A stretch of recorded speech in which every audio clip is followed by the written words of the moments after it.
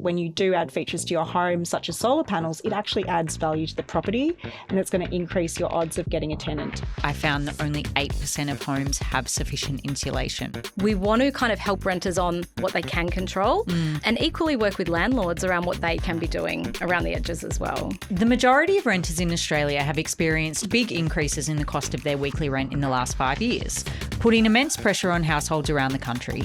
This means that renters are facing the most challenging market conditions, ever.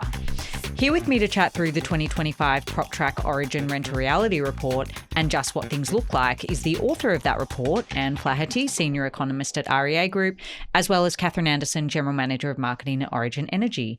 Thank you both so much for coming on the show. And I really want to just start by setting the scene. How many renters do we have in Australia?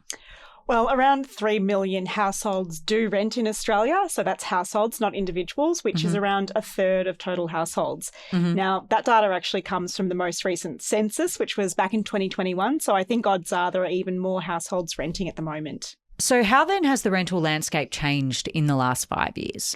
Well, I think one of the biggest changes we've seen is the actual cost of renting has increased dramatically. So nationally, on average, people are spending around $11,000 more per year than they were just 5 years ago, which is a pretty astonishing jump. And I also understand that there is an increased number of renters in their 30s and 40s and even older than what is that previously typical 20-something age bracket. Exactly. You know, we used to think of renting as something you do when you're younger, but increasingly we're seeing more and more people in their 30s and 40s and beyond renting.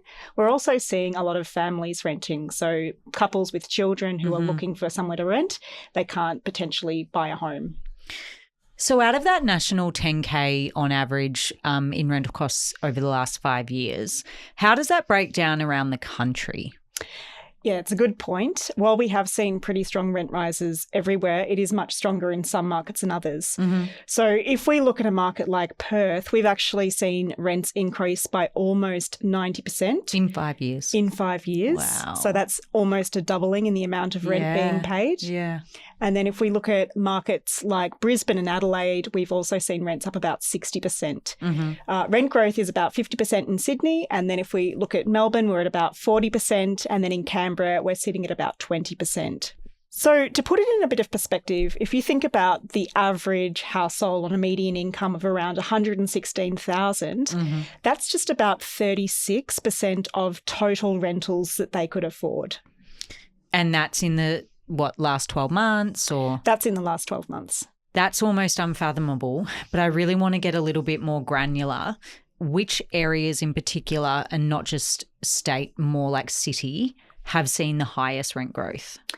It's interesting because we've been seeing pretty consistent rates of growth within states. So typically speaking, the states that have seen the strongest capital city growth are also seeing the strongest regional growth. So the two examples of that would be Greater Perth and regional WA. But we've also seen the same thing in Greater Brisbane and regional Queensland, which is one of the strongest rent growth areas in the country. And similarly, regional New South Wales, we've seen much stronger rent growth than Greater Sydney. All right, so what are these trends then? What are they reflecting? It all comes down to supply and demand. We've been experiencing very strong population growth. We know when people first move to Australia, they're much more likely to be renters than owner-occupiers for the first few years. But I think that housing affordability is also a major issue that's trapping people in the rental market longer. It's taking longer than ever to save a deposit. So transitioning from being a renter to an owner-occupier has never been more difficult. Absolutely. And I think it also reflects that the rental growth is far outpacing income growth. The Origin PropTrack Rental Reality Report shows that renters are making significant compromises when it comes to looking for a home. Kat, what was the main one, and did that actually surprise you? Well, I don't think when you hear these stats about the increase in rent, it doesn't surprise me that we saw about a third of renters actually compromising on things like location, price and property features. So when you start hearing about how much rent is going up, I think it's actually not surprising. And then we saw that 27% of renters were saying that they're facing financial difficulties because of that rent. So again, it's kind of unsurprising. I think for an energy retailer, what really interested us was half of renters felt like adopting energy efficient kind of features in their home felt out of control for them. And that's something we care quite a lot about, because if you can get more control over those energy efficiency features, it helps your energy bills, which helps that overall household budget as well, particularly in the light of those higher rents. On that last one about energy efficient features being outside of their control, I want to drill down on that just a little bit. Why is that? Do we know why they feel like that? The kind of bigger picture energy efficient things that you can do, solar panels, insulation, double glazing windows, renters kind of can't, right? Yeah, they rely on you owning the house. Yeah, you don't have control over that infrastructure. And so I think that's, again, really important, where we have this opportunity to speak to renters around what can they control. So what can they do that's really cheap or efficient or temporary? So something they could do that they could take to the next rental property with them as well. If you think about a more efficient washing machine, that's something you can invest in this rental property and take to the next rental property. So we want to kind of help renters on what they can control and equally work with landlords around what they can be doing around the edges as well. Did the report find any other barriers for renters other than that ownership piece? Yeah, so renters did self-report, and I think about 27% of them said actually just cost is going to get in the way of even the smallest changes. And so that came up. And then we saw a smaller percentage of renters saying just the lack of rebates or incentives as well were probably stopping them from making some, smaller changes. So we did see that as well. I think that upfront costs one is something like everybody is feeling, but especially with those surging rents, it makes sense why renters are feeling it even more. And what are some of the common energy efficient features we're already seeing in rentals? And I'd love to know, are these being driven by landlords or are they being driven by the renters themselves? Look, I think it's a combination. I think from a landlord's perspective, we actually do know renters say that they are willing to pay higher to be in a property where they do have those features. Obviously, that's not all renters, but we do know that when you do add features to your home, such as solar panels, it actually adds value to the property and it's going to increase your odds of getting a tenant. We do know that people are looking at things like energy efficient lighting, energy efficient appliances as well are relatively common. Less common things that do come up though are things like heat pump systems, smart appliances and insulation. Yeah, on that insulation, when I was reading the report, I found that only 8% of homes have sufficient insulation, which actually really does shock me because it feels like something that is just so basic. And it's not just about providing energy efficiency for renters, but it's about providing a quality home in general. Kat, on those initiatives being driven by the landlords, so that would be things like energy efficient lighting, I'm assuming. What are we seeing at a government policy level that has the potential to change, I guess, the above and what landlords are doing in terms of energy efficiency, which then I guess can support renters a little bit more? Yeah, absolutely. And I think there is some good news there, and we're starting to see some policy change. I think particularly in Victoria, where they're leading the way with certain minimum standards around, rental properties having insulation, having energy efficient heating and cooling and draft proofing as well. And I think also in the ACT, there's some standards around the level of insulation that a rental property must have. But it's definitely not across every state. We're starting to see those kind of green shoots of change. Especially 1st of July, we saw the government release the battery rebate as well. And so, again, as a renter, you're probably not going to be buying a battery for the house, but that's something that landlords might be investing in. It's attractive. It improves the quality of the property, and renters can benefit from that as well. So there's quite a lot of policy change happening, and I think we'll start seeing as Australia moves through that energy transition, we'll see the small kind of behavioural changes linking up with some of those bigger changes as well. Yeah, well, the report showed that 33% of renters stated that they have none of the energy features that we've just been talking about, which in effect does actually drag up their energy costs. Kat, what are some low cost and low effort strategies that renters are doing themselves to bring down the costs? Yes, we've seen lots of renters get advice around temporary window insulation that you can just buy online, and it's almost like a sticker that goes on the glass that can just help provide a little bit of extra protection. Even installing their own curtains, as long as that's okay with the landlord. That's another thing that you can really help stop drafts in winter and keep that warmth in the house as well. So it is just another reminder that there's small things you can do.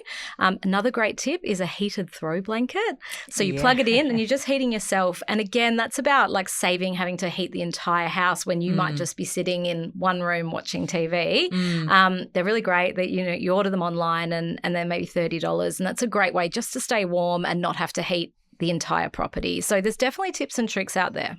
It's kind of out of the box ideas, right? And I'd never heard of that window film, but I think it's such a great way for renters to then, make those temporary changes. And that for me, when I was renting, was the biggest thing. It's what temporary things can I do that are not going to impact the structural integrity of your home. And a quarter of renters were saying they're reducing hot water usage. So whether that's shorter showers or a cold wash on the washing machine is much less energy intense than having to kind of heat up that water as well. There are heaps of sort of tips and tricks that you can do. And we've spoken on this podcast before about the humble door snake. And I'm I'm loath to keep mentioning Sub $10 from Kmart. Yeah, but it's like the amount of energy that you lose through drafts, under doors. Yep. A lot of us live in older homes and you see that. You can almost see the effort of energy going out the door. So really kind of simple, cheap, temporary things that you can do in the home. So I've even heard people talking about using air fryers instead of ovens because it's less energy intense. Maybe concerningly or where the opportunity is, 32% of renters said they'd done nothing, right? So that's where we have some opportunity, I think, with education and support to help renters work out what they can do. Yeah, I think that's all super valid advice. One thing that I found very interesting in the report was the use of smart plugs. What is that? Yeah, so smart plugs are a great way where you can set timers to turn appliances off. So it's back to that kind of making sure appliances are off when you're not using them. So we see people use that in very, very clever ways to make sure that really if no one's home, there's no power being used at all. And it's sort of just saves the effort of remembering basically is what the smart plug can do for you. Yeah, that's awesome. And did the report find any data about whether renters planned on investing in energy efficient features? So we did see that renters indicated that they were going to improve their energy efficiency. So nearly 1 in 2 actually stated that within the next 5 years, they were looking to improve the energy efficiency of their homes. We did see, though, that it was at sub $5,000 levels. So people are really looking for that lower impact, which I think it makes sense because we know that, as a renter, you're not going to be living in that house forever typically. So generally speaking, people aren't looking to spend a lot of money improving that energy efficiency, given the risk that, they might have to move from that property in the future. The report also showed that 55% of people who rent actually plan to do nothing, and that is due to a lack of control holding them back. And I have to say that's really not surprising given that 90% of rental leases are for 12 months or less. So it's to your point, Anne, you're not going to live there forever, so they kind of see what's the point.